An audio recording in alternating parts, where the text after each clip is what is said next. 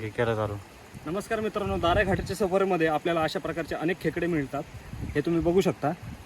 हे खेकडे इथे भरपूर बिळं दिसतील तुम्हाला. इथे छोटे छोटे बिळं असतात, त्याच्यामध्ये हे खेकडे असतात लपलेले.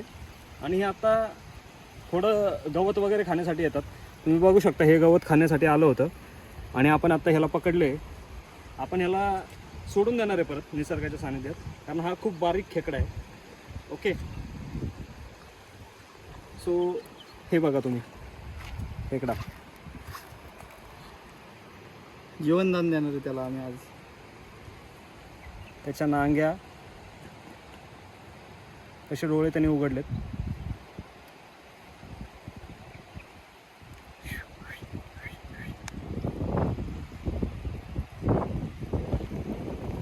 आता आपण ह्याला जीवनदान देतोय.